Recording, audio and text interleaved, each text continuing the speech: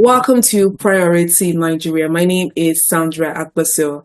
With me to discuss is the Honorable Commissioner of Information and Strategy of Niger State, Honorable Ajia Binta Mamman. You're welcome to the program, madam. Thank you so much. It's my pleasure to be here. It's my pleasure to have you too as well. Without further ado, Madam Commissioner, let's begin. Could you share an overview of some of the key achievements of the Niger State government in the last 1 year? Thank you so very much, Sandra. In the past 1 year of Niger State administration, Niger State has witnessed unprecedented changes despite the insecurity that has bedeviled the state. So the task of Mr. Governor is to create a new Niger where a lot of infrastructure has been introduced, and it has been a groundbreaking season since the inception of Mr. Governor into office in terms of road infrastructure, remodeling of hospitals into teaching hospitals, and then the agricultural revolution that has come to Niger State, which is the first of its kind. So a lot of activities has been happening in Niger State, and all kudos to the former governor who has initiated this program that has come to bear in the lives of Niger State, and we appreciate the acceptance and the support of Nigerite. Despite the insecurity that has bedeviled some part of the state, that has not deterred Mr. Governor of introducing new projects that will be impactful in the life of Nigerites.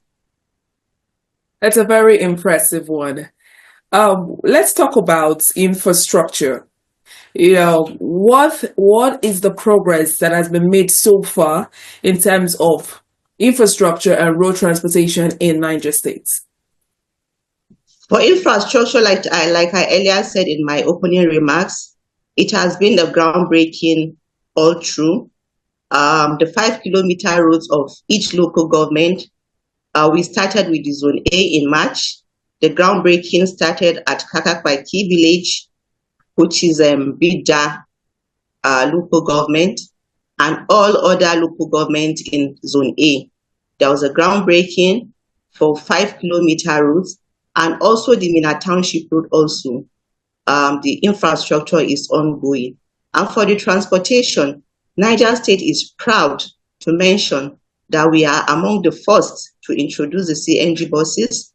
Niger State was able to purchase 300 CNG buses to cushion the effects and the burden of transportation, particularly now that the fuel subsidy has been a kind of challenge in the country. So Niger State has already taken a roadmap to cushion the effect of transportation. We have the CNG buses on ground, and the program was designed to, reduce the costs of transportation to 50%. And the program was also designed to give a kind of support to particularly schools, both basic and tertiary education, where buses will be set aside for students. For each location, there's going to be bus station that we know will be running for students. For basic and tertiary education is free, but for civil servant and public servant, a token will be paid. You either subscribe for 6 months or 1 year to be able to, use the buses that will be on the road. But at the moment, due to the lack of CNG gas station in the state, the buses have not started operating. But that is on the way, and I believe that if this comes to bear, it will really cushion the effect of transportation in the states. Yes, definitely. Once again, I would say that's a very big congratulations to the Niger state government. But Madam Commissioner, you made mention of buses to schools to cushion the transportation costs. We know that education is a bedrock of every country and every given state. How has the state government work to improve the educational sector, particularly in terms of school facilities and teacher training? Well, government is a continual process. When we came on board in the last 1 year, it has been programs of training and retraining of teachers. And luckily, we have the Commissioner for Basic Education. She's an academician. She was the staff of the university, IBB Lapai. She was in COE before she went to IBB Lapai. So she knows the nitty-gritty of education, and she has really set that ministry on the right path, where teachers are being trained and retrained. And also, the proposal is on the way, where His Excellency made pronouncement that in the next budget of 2025, 70% of that budget will go to education and health, which, if that comes to bear, that will really make an impact, because for what we met on ground, the educational system, particularly the structures, were all dilapidated, and the state government is looking at how we'll be able to, remodel these schools, particularly the technical schools, where the new skills have been introduced in Niger State, where schools will set aside Fridays for skill acquisition. That is what we are lacking. Skill acquisition, where you learn, you have the basic knowledge, but at the end of the day, because of the job insecurity and the lack of job that we have now, a lot of people tend to not to be able to use the certificate that they have acquired in school. So now the state government is looking at adding up something to your certificate, where you'll be able to learn something, learn a skills. Despite your the certificate that you have something to support your certificate. So the technical schools are being looked at to remodel them and equip them with all the necessary equipment that they need, the laboratory, the centers where you have mechanics, you have carpenters and stuff like that. So in the next 2025 budget, that is the focus of this present administration.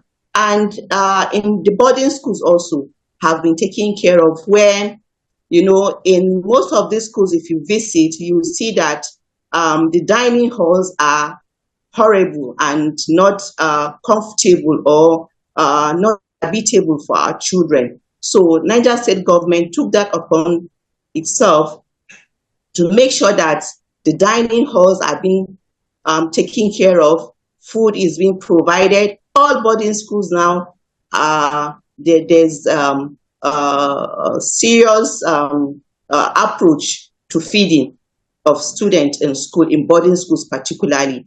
And further intervention was given to schools, to boarding schools, where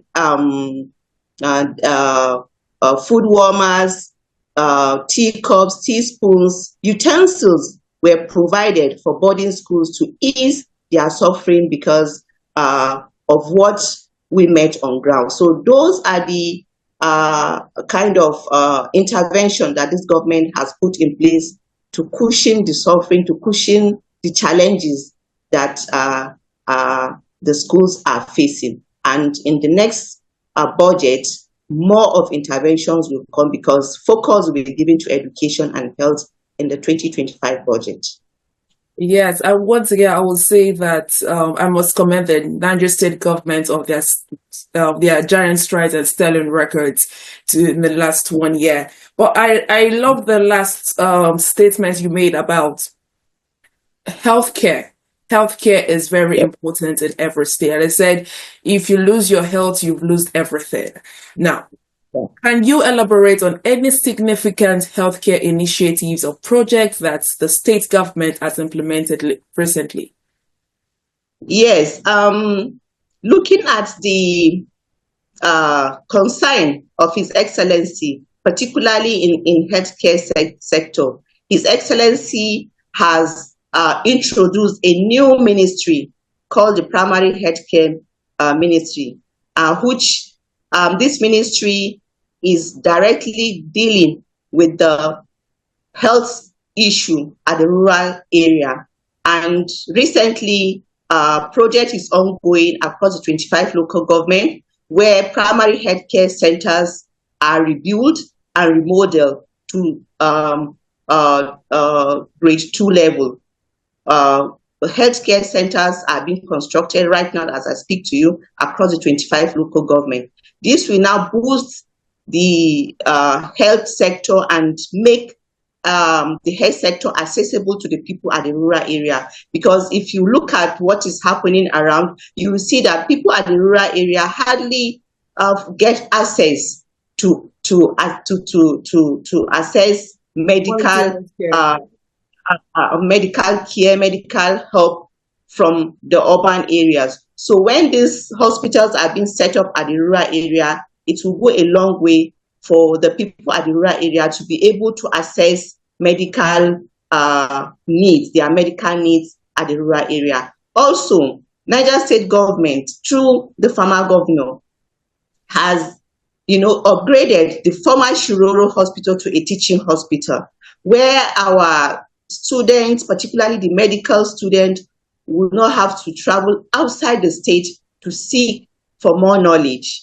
And also for medical attention, where you have cases that need more attention, you end up traveling for hours before you'll be able to access, let's say, Zaria, or you have to go to Ibadan, or you have to go to Abuja to access medical attention for cases that are beyond what the general hospital can treat. So the Shiroro Hotel, which was abandoned and was not put in use, His Excellency, the former governor, deemed fit and said, let's convert this hotel to a teaching hospital where it will serve the state and even neighboring state within Niger State. So it's going to be like a medical hub where people from outside Niger can even come for medical assistance. We also have the IBB hospital that has been upgraded and remodeled with equipment and more facilities that are of very high standard, that people can go for MRI and other very severe cases. Those are the achievement of this present administration. And again, for you to be able to achieve all of this with the equipment and remodeling and everything, you need human power. You need doctors. You need nurses. So His Excellency, because there was an embargo in the state for almost 20 years now, where there was no employment. Recently, when His Excellency came on board, he had lifted that embargo, and special attention was given to the medical personnel, where 1,000 medical personnel were recruited.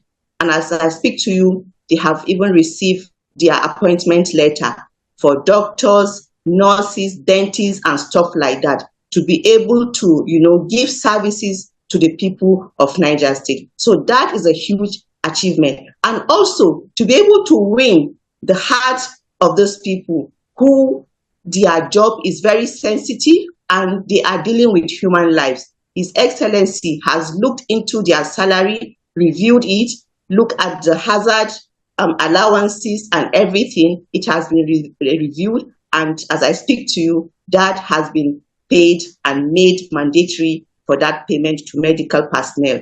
The comments and all stuff, all the salaries, all the allowances have been reviewed and increased, and that, will boost their morale and will not allow them to japa, just like we have medical personnel traveling abroad to seek for greener pasture and seek for more pay for what they do. So His Excellency has done this through the health sector, and a lot of activities is ongoing. Just like I told you earlier, I said in the next 2025 budget, health and education is going to be the focal point of this administration.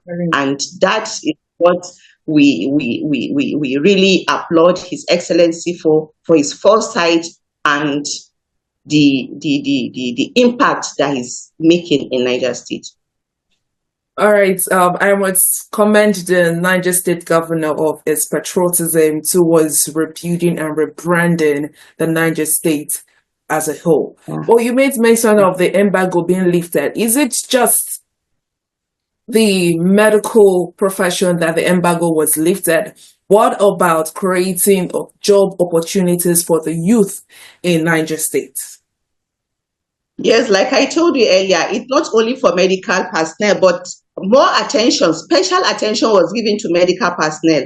And embargo has been lifted across all sectors. So embargo has been lifted and candidates have applied, and the successful ones have even started receiving their appointment letter. So there's job creation now. Over 3,000 people were applied, and those that were able to succeed, some of them have even started receiving their appointment letter. It got across all sectors, not only medical personnel. Why I made emphasis on medical personnel, because a special attention was given to medical personnel. For just medical personnel, it was 1,000 slot for medical personnel. Then other sectors were 2,000 cut across. Revenue officers, teachers, and other fields in the state. All were. It's an inclusive thing, not only for medical personnel. It's a general thing. Why I made emphasis on the medical personnel is because special attention was given to medical personnel, and that was why I just mentioned. But embargo has been lifted, and candidates applied, and they went for screening, they did their documentation, and they started receiving their appointment letter as I speak to you. All right, that is very, very, very impressive of the Niger State government. But let's talk about agriculture in the next question. With the issue of famine going on in states right now, how has the Niger State government, supported the farmers in terms of fertilization and mechanism agriculture? Well, thank you so very much. Niger State is first of its kind. Looking at the advantage that God has given to Niger State with the landmass of 76,000 square kilometers that we have, Niger State was the first in Nigeria to introduce the agricultural revolution, where His Excellency was in the United States of America early this year and signed a memorandum of understanding with John Deere Company, where 1,000 tractors was purchased, and then we have the hand tillers, we have the solar irrigation pump machines. All of these, a lot of them were all brought into Niger State. And on that note, His Excellency, the President of the Federal Republic of Nigeria, was in Minna in March to commission all of this equipment that was brought into Niger State. And the essence of this was to use the advantage of the landmass that we have. And all of this that I've just spoken, Niger State landmass is 10% of Nigerian landmass in total. So we cannot afford not to use the advantage of what we have on ground. And His Excellency has made it mandatory that as Nigerites that we have to go back to farming, because farming is lucrative, and farming will, is sustainable, and it will cushion the effects of the food insecurity that we have in the country at this moment. So what Niger State is doing, there's a program where communities will contribute and give the government either 10,000 hectares as a community for the state government to farm. They are the ones that will do the farming, but it's a 40-60 sharing formula where government will provide seedlings, they will provide fertilizer, they will provide the tractor, and provide the herbicide and the insecticide for farmers, and the seedlings also. Once you are done with the farming and harvest time, you, the farmer, and the land owners will take 40% of the farm produce. Niger State government will take 60%. Why are we doing this? So that it's an all-inclusive thing. Everybody is involved, and let it not be like, oh, government is doing everything all alone. And the government said we should farm, but we are not doing anything. Government is doing everything all alone. So what government contribute as their own support to support the people at the rural area, the real farmers, the rural farmers, is to provide all they need. Because the local farmer, he wants to farm, he knows how to farm, but he does not have the resources to hire a tractor, to buy the insecticide, to buy the seedlings. And government is here to support you do all this. And then after the harvest and everything, government takes 60%, the owner of the farm takes 40%. It's a cluster and it's an all-inclusive thing. The family can do it, association can do it. That is what is ongoing. We have introduced the greenhouse farming also in other local government, where the basic, what the government is looking at, based on the MOU that was signed with this John Deere company that I've earlier said, was to produce the sesame seed, the soybean, the maize, so that at the end of the day, all of this produce will be exported to international market, and that will earn Niger State more financial capability, boost the financial capability of the people in our area, and this will also bring food to the table. That is why Niger State is proud to say that in a few years to come, we are going to feed the nation. Niger State will feed the nation based on this program that has been on board. And Alhamdulillah, we appreciate the people of Niger State for embracing this program and supporting this government with this program that is on board. And for the help that Niger State government is giving through agriculture, is the Niger State, our governor, is a gender-friendly governor. He's so concerned and passionate about what concerns the women. So he has asked the women to form a cooperative where these hand tillers are easier to be used. It's soft, women can use it. So the hand tillers are being given to association where women form association. Hand tillers was shared to the women to go and have their own a kind of farming system where they can farm, produce, and then sell and then feed their families. And also, fertilizers was brought to the state and was given at 50% discount for farmers to be able to purchase, because now the fertilizer is so expensive, not every farmer will be able to afford it. So government has brought the price to 50% for farmers to buy and then use at their farm. So those are the programs that the state government is doing through the Niger Food Agency. There's an agency that is under the Niger State government that is in collaboration with NAMDA. So all of these things are being used through these agencies that I've mentioned to support the small farm holders who will not be able to afford all of this equipment that I've mentioned. But the government is there as a support to help them, continue with their farming activities and also making life easy for them. All right, well spoken, Madam Commissioner. But we cannot talk about agriculture without talking about flooding, deforestation, and the likes. What environmental projects or policies has the state implemented to address issues of flooding, deforestation, or waste management? Yes, I'm proud to say that again, Niger State is the first of a kind to introduce the Green Economy Initiative in Nigeria.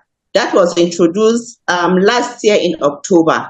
And as I speak to you now, a bill was passed at the Niger State House of Assembly for a law to establish Niger State Green Initiative Agency.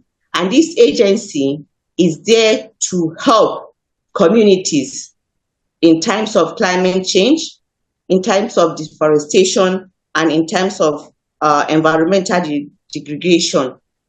This agency will be the one to look at all this problem that has come to bear, because it's not only Niger State. The climate change is a global thing that affects everyone now. So looking at this, Niger State has taken a precautionary measures to be able to establish this agency, so that the agency will look at all these problems and be able to tackle them as at when due. So we have the agency already in place, and the activities that has to do with climate change, renewable energy. And again, I'm proud to say that Niger State has introduced the Ministry for Renewable Energy. So you can see that we have the United States governor has already, putting all this into perspective and has introduced all of these steps for the state to be able to arrest all of this that will be coming. And we need to have them before it comes, so that we'll be able to know how to tackle all of this problem as they come. But natural disasters are things that come unannounced, unaware, or you have to take measures to be able to tackle them when they come. All right. Now, the measures are very, very important so they don't take us all away. Given the challenges of the state in terms of security, could you highlight any initiative aimed at improving security in Niger State? For security, Niger State government is really working hard and seeking collaboration at the national level for government at the national level to come to the aid of Niger State. We have local governments that have been devoured by insecurity, and it has really cost Niger State a whole lot of a setback, where we have farmers that cannot go back to their farms in areas like Shiroro, Rafi, Munya, and even Kontogora axis. So those areas are where His Excellency is seeking government intervention. Initially, there was the military outpost that was there, but later it was withdrawn. But now His Excellency has moved ahead to plead that let that be reintroduced back to those areas, so that the presence of the military in that area will cushion and reduce the level of banditry and insecurity that is ongoing in Niger State. His Excellency is using the kinetic approach to this insecurity, because sometimes you have to be tactical about insecurity. If you're too harsh, you don't, at the end of the day, get the right result that you want. So His Excellency is working seriously and in collaboration at the national level to see that the issue of insecurity becomes a thing of the past in the state, inshallah. All right, very well. Without further ado, Madam Commissioner, how does the state government, because this is very important, engage with the public to communicate its policies and progress. Has there any been new approach in the community lately? In 3 minutes. I don't understand. You said, please come again with the How does question. the state government engage the public to communicate its policies and progress? Okay. We have the town hall meeting that was organized by His Excellency in the at the Lagos Kutigi in Minna, the state capital, where discussions were made, and intermittently His Excellency meets with the royal fathers, the traditional leaders of the state, to discuss new programs, to discuss progress. And also, most of the programs and activities are being transmitted through the radio, so that people at the rural area will be able to follow up with the policies and programs of the state government. That is what we are going. But we are also working assiduously to see how we'll be able to do like a town hall meeting across the 25 local government, where we meet with the people, and where we meet with the people at the rural area to discuss the programs of the government. Recently, the Ministry for Budget and Planning was in the 3 senatorial districts to discuss with the people at the grassroots level, to tell them the intentions of the government in preparation of the 2025 budget. So discussions were made with the people at the local level to tell them what the government is bringing on board, and then what are their needs, so that government will take them into consideration. You tell us what you want, government tell you this is what you are bringing. If that is not okay by the people at the rural area, through the Ministry for Budget and Planning, that is being taken. They will now collect all their submission and bring it, and then look at it. If there are other programs that the government is planning to do in those areas that do not fit what they want, it will be changed to doing what they want, because the government is for the people, and that interaction gives the government more knowledge to know what the people want, to be able to serve them, because we are here for the people and we are elected by the people. So we'll do what the people want to be able to fulfill our campaign promises. Thank you so much, Madam Commissioner. It's good to have you. You have spoken well. Once again, I must commend you and the Niger State government for your patriotism, your giant strides, and your sterling record in building a successful Niger State. Thank you so much for joining us. My pleasure. Thank you so very much. I appreciate it. Thank you. You're very much welcome. Thank you very much. This is where we'll come to the end on today's program on Priority Nigeria. Till I come your way next time, I am Sandra Akwasu. Bye-bye.